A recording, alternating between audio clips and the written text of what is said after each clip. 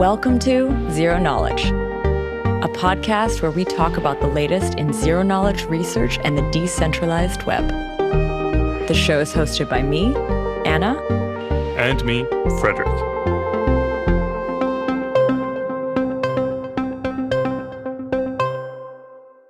In this week's episode, we have a special crossover episode between this podcast and the Uncommon Core podcast.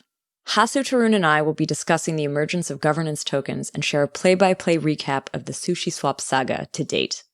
Part 1 of this will be on this channel, and Part 2 will be on the Uncommon Core podcast, so be sure to check out both. Just a quick note, the majority of this episode was recorded the day before the Uniswap token launch, so we added a short amendment at the end to capture this. But before we start in, I want to say a big thank you to this week's sponsor, Least Authority. Least Authority is a security consulting company known for their work on privacy-respecting solutions. They are a team of security researchers, open-source developers, privacy advocates, and cryptographers. They specialize in security audits, design specification reviews, and security by design. They're most known for these security reviews, which includes work with zero-knowledge proof systems, as well as having implemented zero-knowledge access passes with the distributed storage systems Tahoe-LAFS. It seems fitting then that they are now working on a step-by-step guide for building ZK snarks. It's called the Moon Math Manual, which you can find and donate to on Gitcoin right now. In fact, as an aside, the Zero Knowledge podcast also has a grant on Gitcoin, and so that gives you 2 reasons to head over to gitcoin.com during the CLR matching and donate. If you're interested in working with Least Authority on anything zero knowledge related, do reach out to them. Whether you want an audit on your project, want to collaborate on security research, or even if you just want to learn about ZK proofs, they would like to hear from you. I've added the email in the show notes, or you can also visit them at leastauthority.com. So thank you again, Least Authority. Now here is the Sushi Swap saga with Hasu, Tarun, and myself. So for this episode, we have a special crossover episode planned. Today we have Hasu on the call. Or actually, it's Hasu and I are going to be doing this podcast together. The first part is going to air on the ZK podcast, and the second part is going to air on Uncommon Core, Hasu's podcast. Oh yes, and our special guest is the sometimes guest host of the ZK podcast. I know he's been also on Uncommon Core. Tarun, welcome back. Thanks for having me. I think the crossover episode thing is totally a throwback to the 90s when, different TV shows would have one character show up in another one's episode. I know. The universes are colliding a little bit for people. Yeah. We have the ZK folks and actually, Hasu, how would you describe your audience? I have no idea, to be honest. Okay. Yeah. I think everybody should be pretty technical. Random people who follow me on Twitter. Or Sue. The point of this episode is actually we're going to be talking about governance tokens and diving into the recent events around the Sushi swap. What do we call that? Vampire attack? Yeah. I mean, I guess that's the simplest. Or the Sushi swap events or something? Yeah, or takeover attempt. I mean, yeah, I think the term vampire attack is actually quite nice when it refers specifically to draining liquidity or capital from another project, which was the case here. Yeah. So I think maybe to kick off, we should all very briefly introduce ourselves for any new listeners who might be hearing this podcast for the first time or anyone who isn't familiar with you guys yet. So Hasu, do you want to start off? Sure. So yeah, I guess most people would know me from Twitter, where I'm pretty active. I'm a researcher in this space. I've done some longer form research, mostly into the security of layer 1 blockchains, such as Bitcoin and Ethereum. But I also run the research desk for Deribit Insights, do that together with Suzu, who's also my co-host at the Uncommon Core podcast, which will air the second part of this episode. And I hope you're going to check it out. We'll be adding a link to this in the show notes to anyone who's listening. So for sure, you're going to be able to hear part 2. And how about you, Tarun? I'm the founder of a company called Gauntlet. We do sort of multi-agent simulation to stress test DeFi protocols and proof-of-stake protocols. When I say multi-agent simulation, think like AlphaGo or OpenAI. But, previously I worked in finance and hardware, so I've kind of somehow been in the intersection of this stuff and have spent a bunch of time writing some of the early peer-reviewed papers of understanding why a lot of DeFi protocols Actually, work. you might know Tarun from his paper on how DeFi can actually challenge the security of proof of stake networks by creating higher yield opportunities. And that leading to, and that's the segue to this episode, actually a vampire attack. So how mad are you, Tarun, that you didn't come up with the name vampire attack? Because you basically described this 100%. Yeah, I think it's more, I'm not the meme type of person. I'm just like not good at coming up with memes. So I guess I should feel kind of bad. Maybe my Halloween costume is going to be a vampire this year. But I'm happy something that was meant to be an academic exercise to convince cryptographers that there's these types of attacks can happen turned out to happen in practice. It's now a meme. Yeah. I think ETH2 is certainly going to be, that launch is going to be very exciting because of this type of stuff. Cool. So you think that ETH2 is a vampire attack on DeFi? Ooh. ETH2 might be a vampire attack on DeFi. It's also sort of a vampire attack on miners. Totally. In some ways. The difficulty bomb is a little bit like, yeah. So, I think it's going to be great to talk about this stuff because I think the next generation of networks are sort of going to have to grapple with this at the layer 1 level. Wow. Anna, you run a validator that aims to support zero knowledge research. That's true. How do you feel about vampire attacks as someone who's like running infrastructure that potentially could get attacked? I'm Anna to anyone who's kind of new to this episode. I'm the co-host of this podcast. I do something called the ZK Summit. I do a lot of things with ZK at the beginning of them, and one of them is the ZK Validator. You're also a Twitter user. And I'm also a Twitter user. I have been cited as a Twitter user in a publication, actually. So the ZK Validator, I mean, the thing is, the ZK Validator, we get to actually work across a bunch of different networks. And to your question, I mean, I think at this period in time, there is actually, funds are being generated through the validation action, but we are obviously looking very closely at what DeFi is doing and how that might be interacting in the future. So yeah, I would say like I'm keeping an eye on it, ready to pounce whenever there's a great opportunity. I don't know. So you would only do validation with the funds, or would you also explore other opportunities with the money that could potentially get a higher yield to your customers?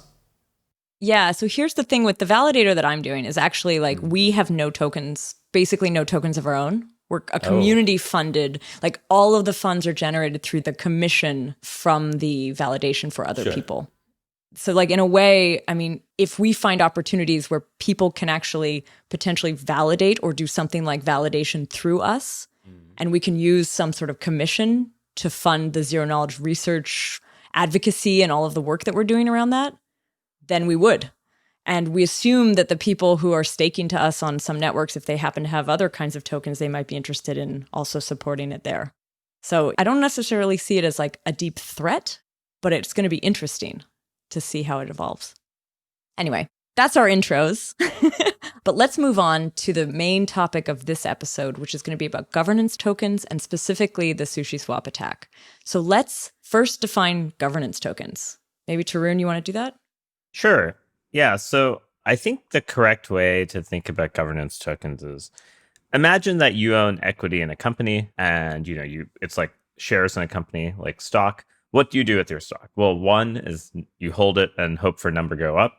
But number two, which is way more important in the normal world, until sort of now has been much less important in crypto, is you use those shares to vote on governance changes. And so proof of stake protocols, I think in particular, have spent years over engineering to some extent governance protocols so that they're adversary resistant in a lot of ways.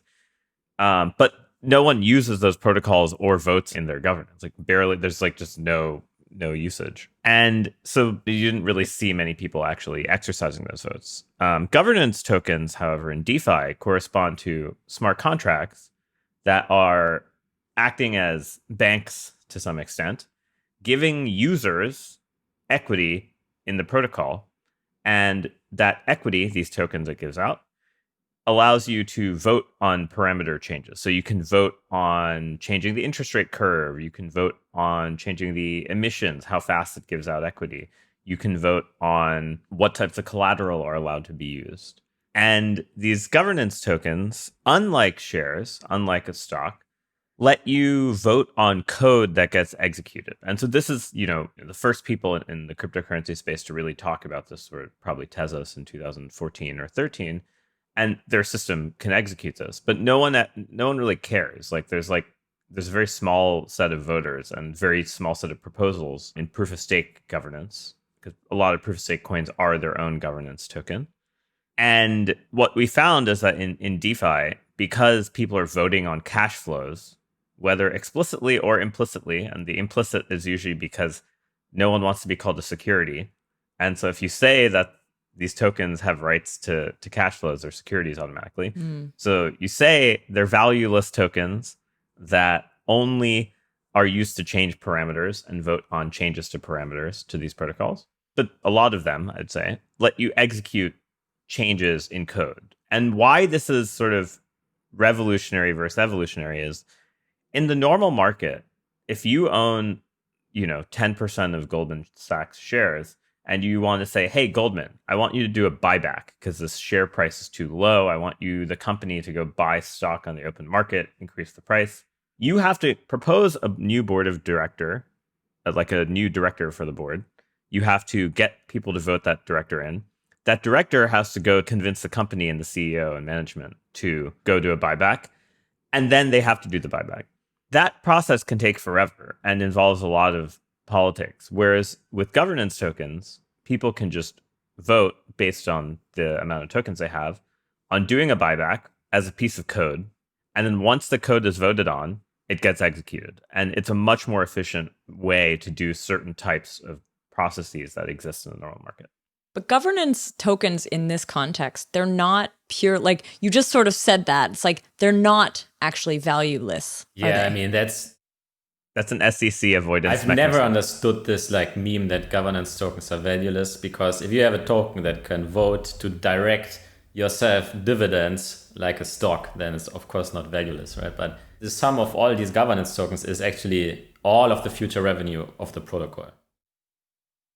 Yeah, I think it's all avoiding the SEC coming after you mechanism to say they're valueless. That has nothing to do with the truth of them being valueful or not. A lot of proof of stake protocols got in trouble with this, and they have a weird tax classification. I want to go back to something that you said. So you said it's revolutionary that in governance tokens, basically the votes can vote directly on any decisions that are implemented by the company/protocol. And it seems to me like this is basically the distinction between direct democracy in crypto, where each share is one vote and whatever the votes directly decide is going to be implemented, and representative democracy, which you would have in a traditional company where the votes basically vote for a representative, and that representative can then go and do that thing. But they are largely left unchecked most of the time. So do you think that the direct democracy is actually the better form of governance, or do you think that this is also unscalable for the same reasons why direct democracy has never scaled in the traditional world, and thus we in crypto will also end up with representative democracy/governance in the long run? I think that the correct way to, at least the way I think about it, is for financial decisions like buybacks, it was actually just hard to mechanically do direct democracy. If you think about how share buybacks work, it's a really convoluted process created in the 1930s, and every exchange in the world adheres to it. There's a lot of in the same way we see a lot of copy pasta DeFi protocols, as we're going to talk about with Sushi Swap. There's a lot of copy pasta legislation that has happened for exchanges, and basically there's no technology to do most of this stuff. And part of it has to do with regulators kind of being slow and not adopting technology. And part of it has to do with inertia on the part of exchanges and companies, because they don't want the extra scrutiny. And I think that this is revolutionary in the sense that it's forced the issue. And actually what we're about to hear is we're going to basically be covering a story of quite the opposite of what you just described, something that moved extremely quickly. I mean, the entire story is, we're kind of going to think about it a bit like a case study, but it all happened within a 3-week period-ish, I think. That in itself shows why people should pay attention to DeFi and Ethereum, because in this space, The thing that wasn't able to happen in like the last 90 years in traditional finance for like a variety of reasons, you can just go and do it here. There's no one to stop you. And if you're anonymous, then there's also, even if you do it, there's no one to come after you later, even if it blows up. So I think that's why we see all these fascinating experiments play out. So let's introduce sort of the players in this scenario. Let's actually start with Uniswap. Uniswap is a decentralized exchange where tokens can be sort of traded back and forth without a centralized middle person. And you can also provide liquidity to Uniswap by basically providing both sides of a trade. So you can put a certain amount of ETH and a certain amount of another token. That's how Uniswap exists. They don't have a governance token, and so far, as far as we know, don't necessarily have public plans for a governance token, unless something's been announced, but I don't think so, right? Okay. So the way that people are actually rewarded for providing this liquidity is to charge a liquidity fee that is then given back to the liquidity providers. So in the form of the tokens that they actually put up, not in any other sort of token. Yeah, right. So as a liquidity provider, when someone basically trades against you, then you get 0.3% of the trade as a liquidity provider fee. Is that always fixed actually with Uniswap? Yes, that is always fixed. For Uniswap, it is. For a lot of the other protocols, it's not. So this model of kind of incentivizing people to provide liquidity, that started definitely to pick up steam. At what point was this idea of, instead of only providing and like dealing out that liquidity to the liquidity providers, at what point did somebody think about introducing a second token to that model? So actually, the Sushi swap concept of adding a token has existed in other competitors to Uniswap earlier. So Bancor, which is famous for its kind of failed in the sense that they raised hundreds of millions of dollars and like delivered basically a useless product. And then eventually they kind of stumbled their way into copying Uniswap. Bancor had this thing where they added a token to try to incentivize people to move to Bancor.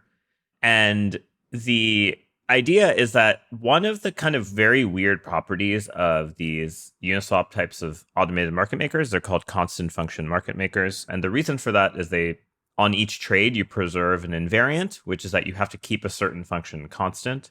There's some details as to whether that's really true or not. It's actually only has to be strictly increasing. But the interesting thing about these kind of constructs is that they have a type of loss that a lot of users are not familiar with when they trade on the centralized exchange. And this loss is called lack of creativity. People called it impermanent loss, which is kind of stupid in some sense because you still lost money. Okay. It's kind of weird to call a loss impermanent. But the reason for this is that Uniswap itself kind of acts as an options underwriter. It's really selling you something that's a little bit weird when you're a liquidity provider. It's selling you what's sort of a straddle in options. And so you pay what options traders would call the Greeks to hold that position. And so people, once they started using Uniswap, realized that for certain assets, it's actually really bad. Like this loss can dwarf, you're earning fees on every trade, but like the loss can be quite large. In normal finance, by the way, this thing has existed for a long time. It's called volatility harvesting. But, crypto is very good at reinventing things. So this loss, people sort of in kind of March and April of this year were like, hey, how do we subsidize this loss so that we get as much liquidity as people have on centralized order books or as much liquidity as Uniswap has? And so the history is actually Bancor trying to claw their way out of a bunch of getting hacked a bunch of times and like, copying stuff, decided to kind of add in a token to compensate you for this loss. So you stake your liquidity provider share and you get this token. But around the same time Bancor did this, Synthetics, which is this derivatives platform on Ethereum, also created this contract that became the ultimate copy pasta of the food coin revolution, including SushiSwap, which is the Synthetics reward contract. Synthetics reward.sol is probably the most copied contract in the last few months. And what it does is it lets you do the following. You provide liquidity to a Uniswap pool. So you provide Ethereum and SUSD. That's like Synthetics dollar coin. when you provide liquidity to a Uniswap pool, you get minted shares. The shares represent what percentage of the pool you own. So let's say you own 10% of the pool, you'll get 10% of the shares. And the pool basically automatically mints and burns shares. So when you withdraw money, it buys your shares back and destroys them. And when you add liquidity, it mints shares. Once you get the shares are kind of your voucher for getting your assets back plus fees. You can take those shares and show it to another smart contract and say, hey, smart contract, I'm providing liquidity, proof of liquidity. Here's my shares. And you can stake these shares, just like proof of stake.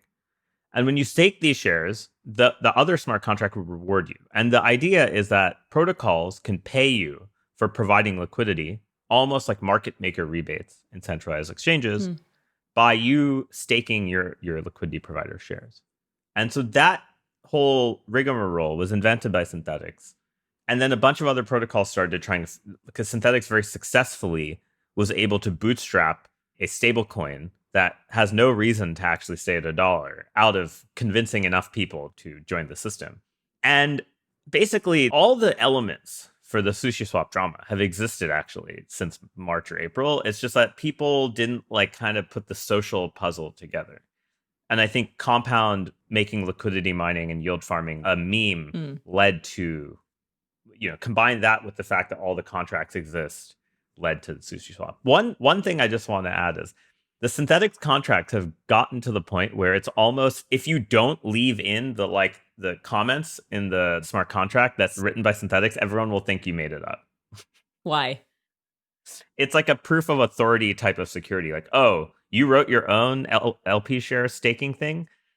Okay, so I think we've covered just the run-up to Sushi Swap.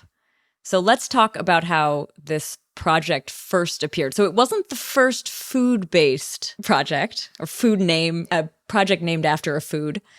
There had been yams. Was it I the would first? say yam was the first. The first food? First food group. Okay. Bottom I of the think food so. pyramid. Potatoes. Someone actually tweeted out that there are a bunch more food-based companies that are extremely valuable, such as Apple.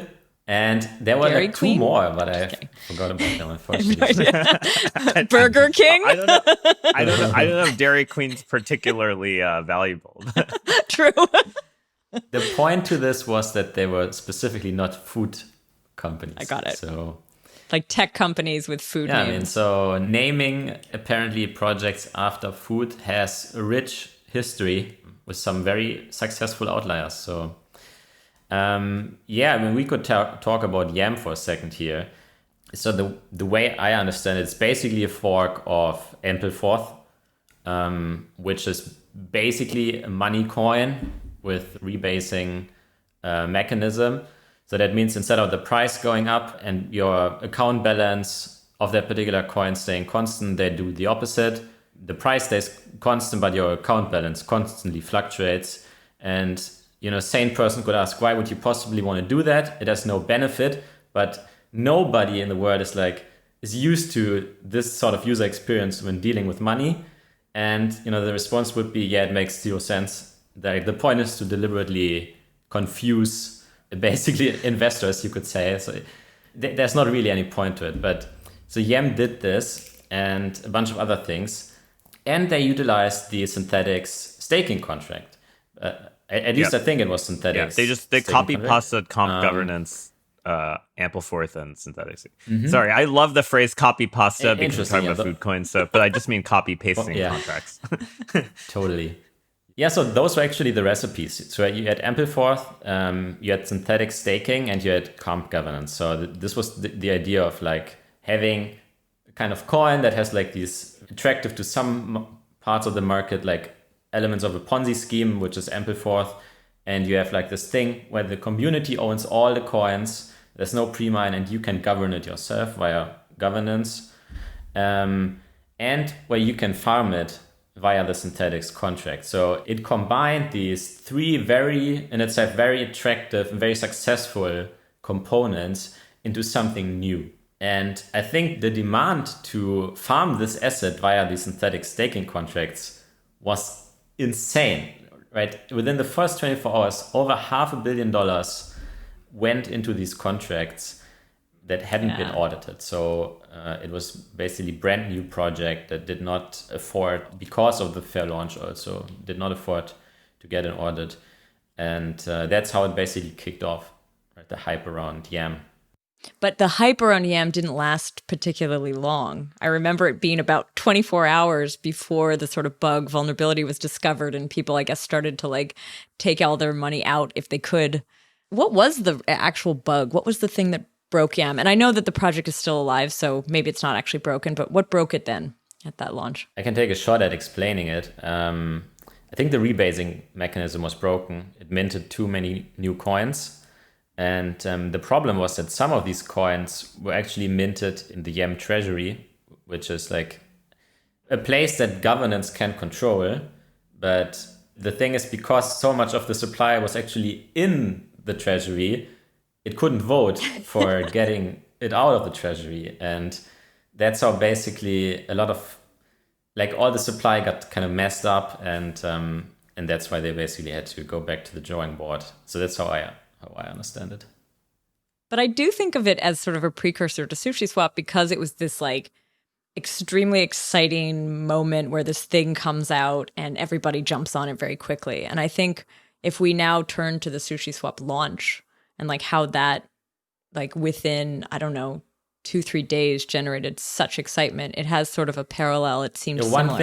One more thing that we should maybe mention is Yearn Finance and Wi-Fi. So Wi-Fi is the governance token of Yearn Finance. And it is, I would say, probably the blue chip kind of token, blue chip project of this particular market cycle so far, in the sense that it's just a very good project.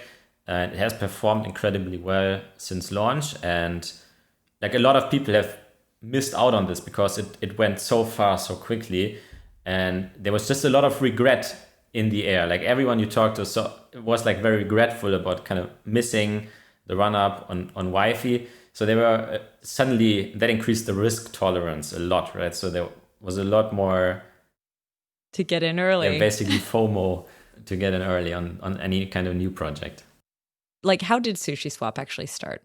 I don't really remember the first time I saw it. Announcement on Twitter, blog post, I guess. There was someone named Chef Nomi who was the developer, and as far as I know, like the sole developer behind this thing, right? There was no team really. I know that there was somebody who joined for community soon after, but the actual initial thing was just one developer. I don't exactly know what the Chef Nomi timeline was, but more or less, you know, I was in a bunch of Telegram groups and all of a sudden it's like, everyone, by the way, are you hungry for Japanese food? And I was like, what the fuck?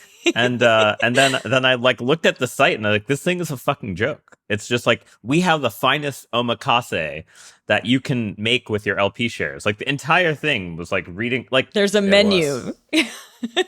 Yeah, one interesting aesthetic thing about yield farming is it like brought out these 1980s video game vibes at first, and then Yams changed that aesthetic to this like, how do you make a narrative around food? And then Sushi really took it one level further of like, there was almost a plot. So it feels like you're in a video game. Yeah. And I think that's the thing that has really been the driver. Like a lot of this stuff feels like it's a video game. And like the types of people who I are like, I'm going to put tons of money in and like not think about it are like people who I kind of view as like thinking of it as a game, less so as an investment. Yeah, I mean, if we compare this like to something like another big project that has a lot of people's money in it, which is Bitcoin, is like extremely user unfriendly and like even hostile in many ways. But this is sort of by design because it shows you that you are responsible for your money and there are consequences to your actions. Whereas DeFi is taking, like the new breed of kind of DeFi project is taking the exact opposite approach, which is kind of, it is the gamification of basically financial applications. So there is a word for that, by the way. Casinos. Like it's not totally new that you make it shiny and flashy and fun. Yes. Yes. That is exactly what DeFi is doing, right? This stuff is just as risky or more risky as like all of the other cryptocurrencies and projects that we had in the previous years where people lost funds sort of by user error or because something went wrong.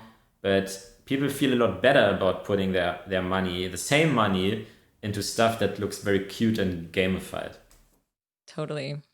So yeah, the Sushi Swap let's define what Sushi Swap was or is. Sorry, I shouldn't say that. It's still around. Let's define what Sushi Swap is then. So Sushi Swap is a fork of Uniswap. Although to start, was it actually a fork? So yeah, that is actually something that I've seen a lot of people get wrong. So a lot of people started saying that Sushi Swap is a fork of Uniswap, or it's an exchange, while it was really just a staking contract for Uniswap LP tokens.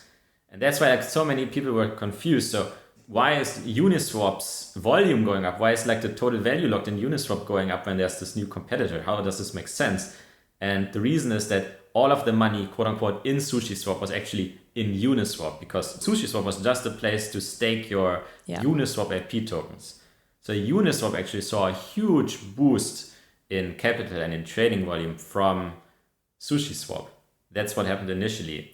And then the idea would be that there's a quote unquote migration where people agree that SushiSwap is allowed to go to Uniswap with the staked Uniswap LP shares, withdraw the money from Uniswap, then put it into a forked version of SushiSwap, but that did not prior to this exist. And that is the moment when actually the exchange SushiSwap would go live. Yeah. So this, I mean, we kind of mentioned this, but when one would provide liquidity in Uniswap, you don't receive governance tokens, but you do receive these LP tokens. What did you just call them? Liquidity provider? LP tokens, and the LP stands for liquidity provider. Yeah, so the liquidity provider tokens, and that is what you would actually take and then stake or put into the SushiSwap contract. One maybe slight nuanced technical detail about the SushiSwap contract is that they include you had to authorize a transaction that allowed for this migration to work. And what that means, migrate basically means, imagine you put ETH and, I don't know, what could you stake? I mean, there are tons of things. Imagine you put ETH and synthetics into a Uniswap pool share, SNX. You generate some LP shares, say you have 10 shares. You stake it in SushiSwap, but you also sign a bunch of transactions that say, hey, when the SushiSwap admin key migrates, it takes my shares, destroys them, and then makes the exact same version in SushiSwap.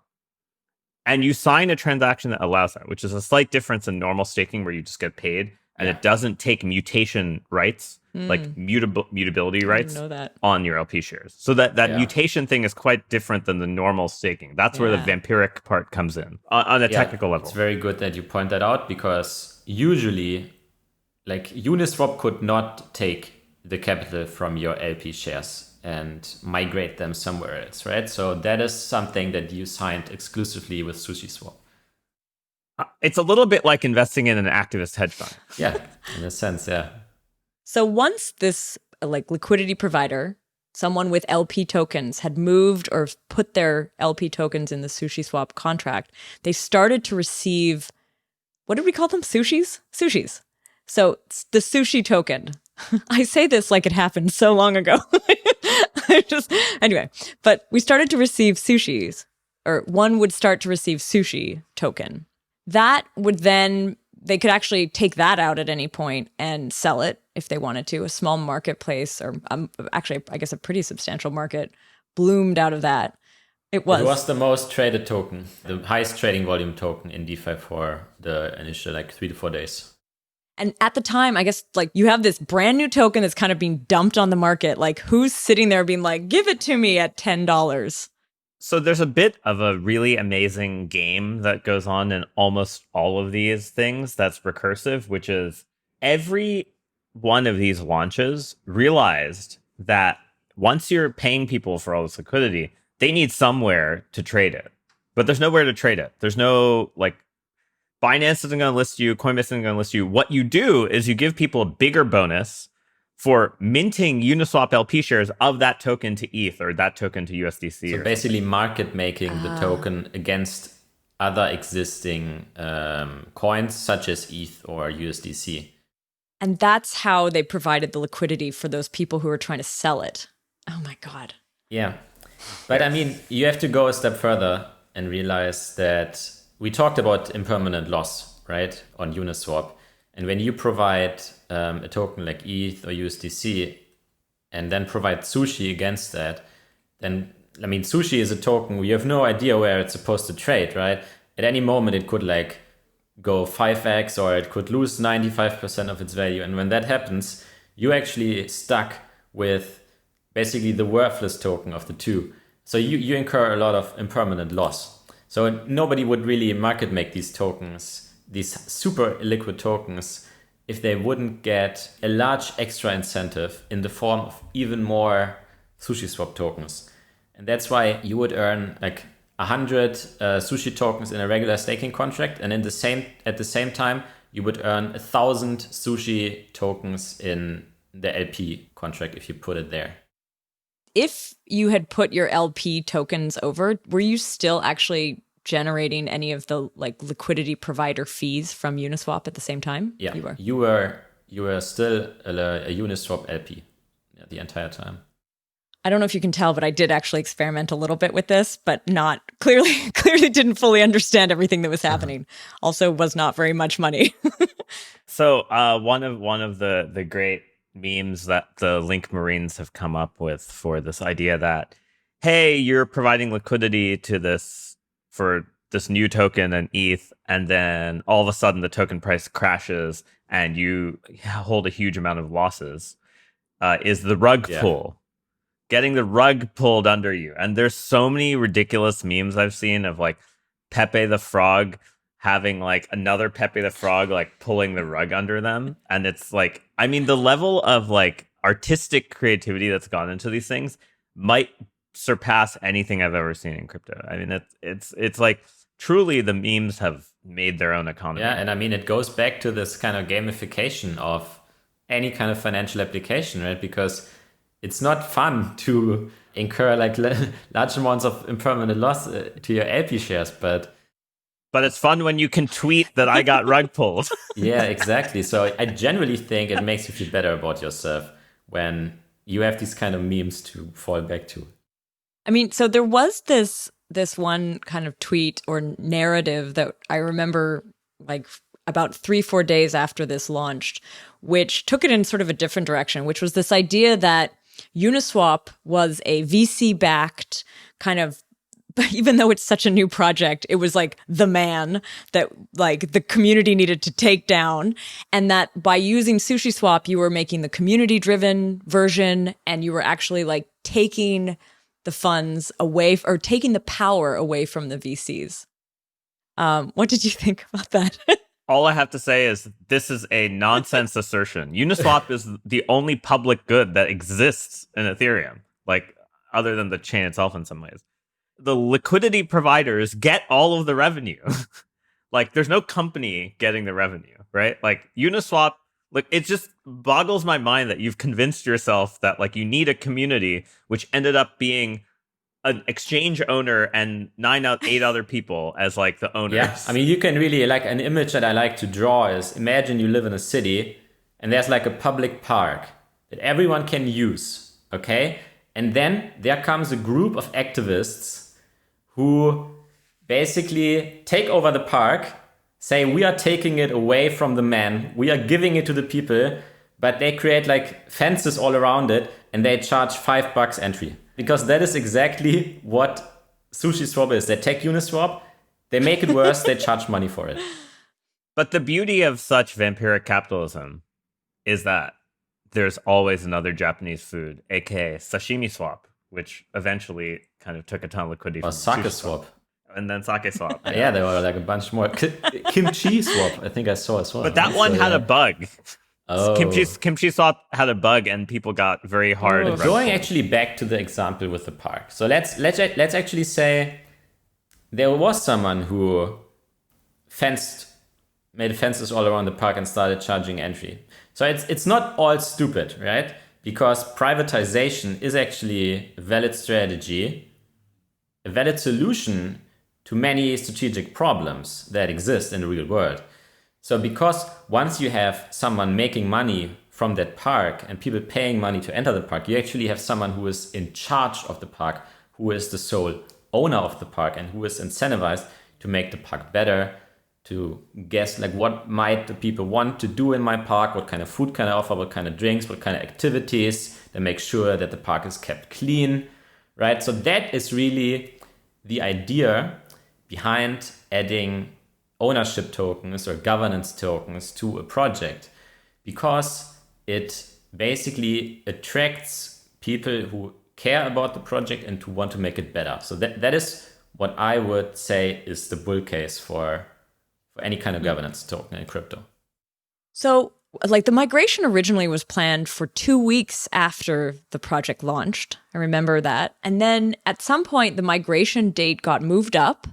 And that was just around the time that the market took a little dive, not a huge one, but like all crypto prices went down.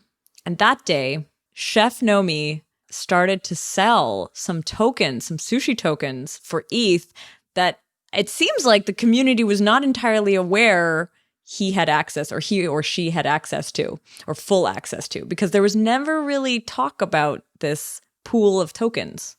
Was everyone aware that there was like one key, basically one individual who had access to this? So I wasn't aware of it. I mean, I think in hindsight it was added sometime later. I think actually some people on Twitter suggested that they create a developer fund where 10% of all sushi that is created is actually siphoned off into this fund and put away for future development efforts, such as security audits, but also contract work, design, marketing, that kind of stuff. That is basically the money, or part of that money, that Chef Nomi then took and withdrew. Yeah. So Chef Nomi started to sell off a lot of the sushi that was in their possession, and it dumped the price even further. People noticed it was sort of two big sums that were dumped on the market, and people started to get very angry. The reaction was odd. Chef Nomi during this entire time was tweeting with people and saying like, oh no, well, I have to, I don't want to worry about the price anymore, and I'm too conscious about the price. So I'm going to take my winnings and then I'm going to keep doing this thing. Don't worry about it. Any theories? We don't want to go conspiracy theory. I get it. But I mean, to me, it seemed like we had a very inexperienced person on our hands who was suddenly in charge of a big project that maybe got a lot more attention than they thought. And like they maybe had all these kind of ideas and dreams, what they would turn into, what they would do with all the money that they earned. And then like a few things happened, right? So I guess like the biggest one is that the price started going from like $10, $11 to around $4. And well, they basically lost their nerves, I would guess. I mean, they saw it going to zero and saw basically the experiment failed and thought, oh, before it goes to zero, first let me actually try to pull up the migration. And when that didn't work out, I think there was a bug found in the migration contract. So they said we have to fix that first. And they just cashed out and ran. So that would be my interpretation of it. Something very important to note is that there was a very aggressive listing of sushi on FTX first, like within 24 hours, and then Binance within another 24 hours. That doesn't happen very often. And I think that furthers a lot of the WTFing. Because, Binance used to charge people $1 million plus, like Blockstack, which, is a little bit of a zombie project land. Like they had to pay a crazy amount to Binance because they had to publicly declare it because they did a Reg A, right? They paid like $3 million, right? And somehow now they're just like listing food coins without thinking. Like there's something was very, I don't get me wrong. I think the exchanges are run by smart people, and they were very opportunistic when they saw this. Yeah, I mean, and they didn't just list the spot sushi. The futures, yeah. They also created perpetual swaps for sushi.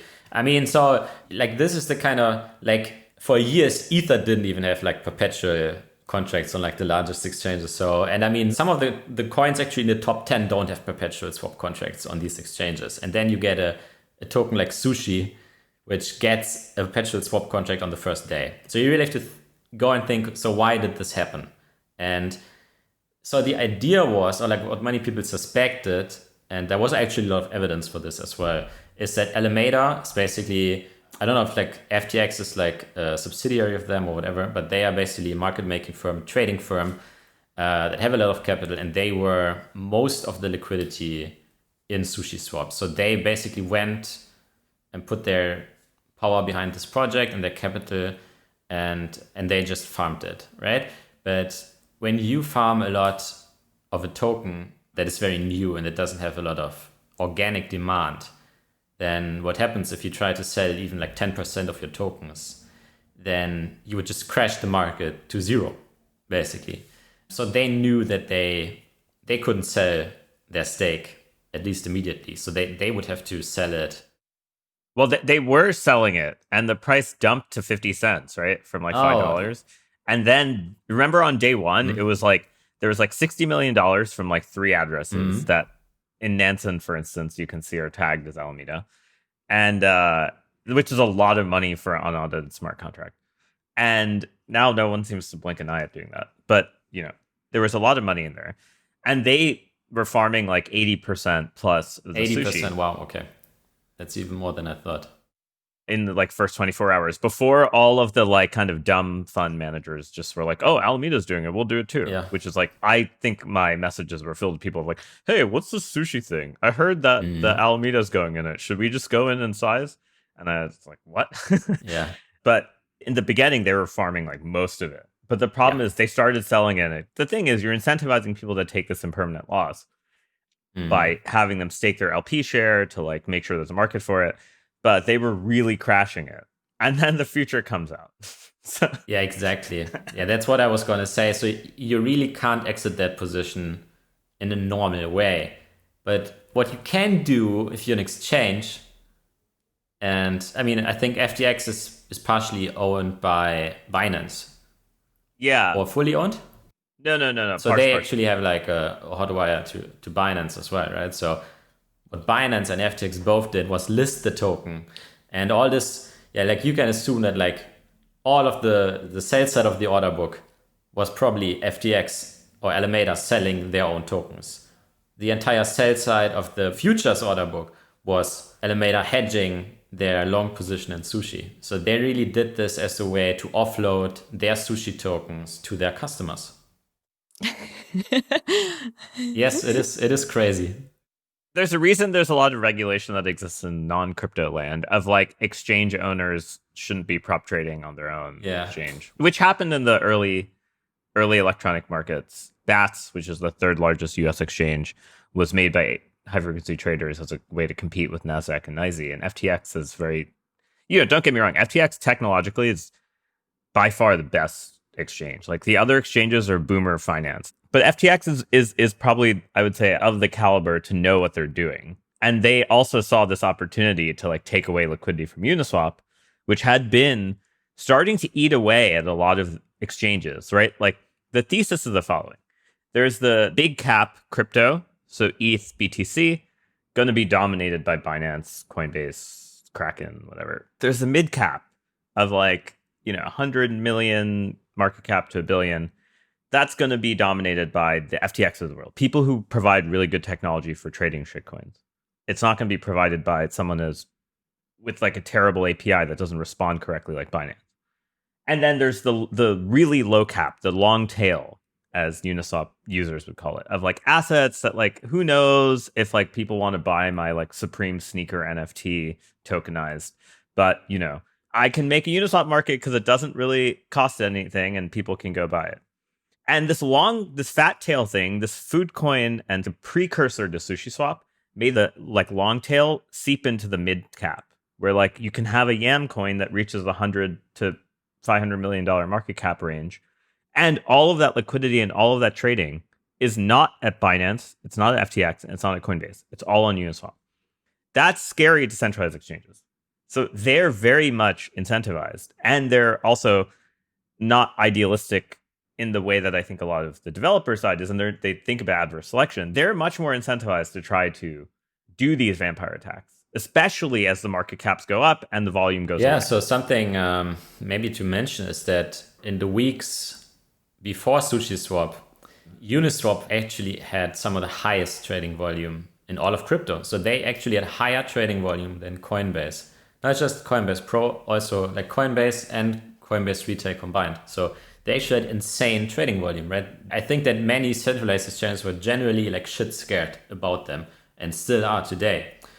And I mean, like we can speculate, of course, but from the vantage point of being a centralized exchange, it would make a ton of sense to fork Uniswap and try to drain their liquidity, but in a way that you at least like either fully or partially own the exchange yourself, right? And can actually get these profits for yourself.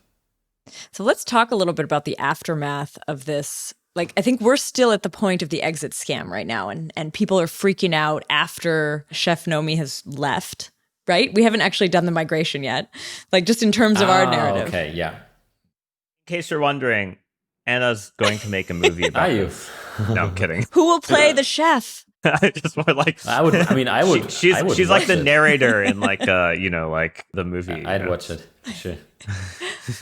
Okay, so this aftermath, but actually maybe even before we do that, there was one other point that was often mentioned, which was not only the, what you're talking about, the threat to the centralized exchange, but it was also this idea of potentially Solana or like Serum, which lives on a different blockchain. Solana is another layer one blockchain. Like in terms of okay, they'll hate me for this, but in terms of like their design philosophy, you can kind of compare them a bit like to EOS. In the sense that that's not nice. They have a few validators and they run extremely powerful, expensive machines. So they are basically very, very high throughput, low latency blockchain.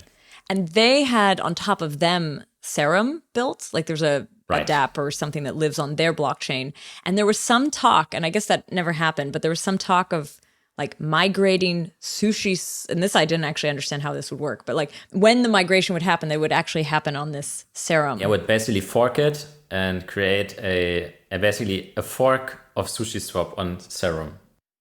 How would it then interact back with Ethereum? This is an interesting thing that covers many of your prior guests on this show, Anna, which is that Serum, I think when Sam's founder of FTX first mentioned it to me, I was like, oh, so how are you going to do the cross-chain stuff? And he's like, well, Solana's going to figure it out. And Solana was like, well, Prestwich is going to figure it out. And so theoretically, and I don't know exactly how this is going to unfold, but theoretically, there's supposed to be a safe cross-chain bridge, kind of like things you've talked about many times on the ZK podcast, which is a very hard thing to build, extremely hard. And lots of people have made really crappy ones that have been exploited and people lose funds. And Serum is supposed to actually be cross-chained to Bitcoin and ETH, theoretically. And so the idea is, SushiSwap could basically take advantage of that. But then is it built out of smart contracts that live on Solana?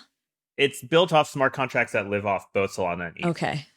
So like there's a relay contract. Got it. So the relay contract is like something that relays the state between the two. And the problem with this type of stuff is that a lot of the fancy cryptography people use on the new chains is extremely slow, or it's incredibly gas expensive on ETH. So you can actually see there's a bunch of EIPs that people have proposed for pre-compiles of like BLS and other cryptographic primitives so that these relays can be faster. Otherwise, they're really expensive. And the way they get over the expensive thing is by lowering the trust model of having a relayer. And you trust that like there's enough relayers that it won't lie about the state transition, which whatever. But that's what people are doing. Yeah. So my point is like FTX hasn't solved this problem. Solana hasn't solved this problem. And, a lot of the scalability solutions really rely on good relayers. And as we all know, our friend Prestwich is the expert in all of this. And so I don't know if I just missed it, but did you mention what the relationship between FTX and Serum actually is? Because I don't understand. You speak about them in tandem. So I'll give a little background because I've known Sam for a while and I know a little bit of the backstory behind this, which is so Sam in May was like really interested in DeFi, and he was like, "This is actually going to potentially eat our lunch," because Sam is like order of magnitude smarter than all the other exchange owners. So remember this. He's like a math person. Sam was the first exchange operator to view liquidity mining, the synthetic style thing, as a threat and realize that, like, hey, this could actually take away a lot of volume from my exchange. And he was the first one to like really spend a lot of time reading code, reading the papers, because he's a very technical person compared to other folks. And he basically in May was like, shit, we need to build a DEX. We need to actually be on top of this because, like, you know, Binance DEX is a joke. They run all the nodes. Huobi's whole thing is like, it's kind of complicated and involves Nervos and Chinese government and is slow. And I don't know. There's like a lot of complication with the other exchanges because they're in China, right? So they can't quite do the DEX thing as well. But FTX was in a good position and they were like, okay, what should we use? And because they're HFT people, they were like, okay, what's the lowest latency layer 1 blockchain we can find? And that's Solana. Because Solana is written with like latency in mind, right? Because it's a bunch of telecom engineers like Anatoly. And basically, he was like, I got to do this now. And so he set up the whole thing. He was like, okay, here's how we're going to do it. We're going to do it on Solana. Someone's going to build a bridge to ETH and Bitcoin. And then we're going to have a DEX. There's going to be all the Solana validators are going to earn some rewards. And he set it up within a month. So, like, I think in June was the announcement, something like that. And, you know, I think for better or worse, he's the only exchange operator who realized that this was going to come, and he announced everything at the right time. He also owns a prop trading firm that was farming in June. Like, they were the biggest comp farmers, for instance, for a while. And it's very clear that the personalities involved. There's kind of this, like, there's a huge lead up to the Sushi thing. And I think he knows an opportunity when he sees it versus like some of the other exchange operators just like were like way too late to the game to realize that it's possible for DEXs to eat their lunch. I mean, yeah, that's such a great explanation. And I think what most people don't appreciate about Sushi is they just look at these events and maybe see them as some standalone thing. But like with every great event that kind of happens, there's this, it's almost like you only see like the very tip of the iceberg when you look at the event itself and don't look at everything, all the parties involved, their motivations, and maybe who of them felt like cornered, who of them felt like they had to make a move now. And that's always what leads to an eruption like this. Yeah. And so someone like Chef Nomi, right? He's someone that the media latches on to, like the crypto media. But he's a pawn. Like, he's a tiny pawn in this story. He's irrelevant, like completely irrelevant. The money he took is irrelevant. He as a person is irrelevant. There are like whales basically fighting against each other, like large exchanges, extremely intelligent, well-capitalized people are dueling it out. We should say extremely intelligent, well-capitalized versus follower people. So like another dynamic that's very important is that people kind of are like, oh, Alameda's doing it, I'm going to do it too. And this like, there's kind of this dumb follower mentality, which is what made Sushi's volume grow so high. Is that like, oh, they're doing it, like, oh, we got to go in too. It's like there's this herd mentality that's also quite an important dynamic in the incentives. Okay, so I think we're going to stop the episode on the ZK podcast here, but this episode is not finished, so please head over to Uncommon Core. I'm going to add the link in the show notes, and there you can actually hear part 2, or actually the rest of this interview. So see you there.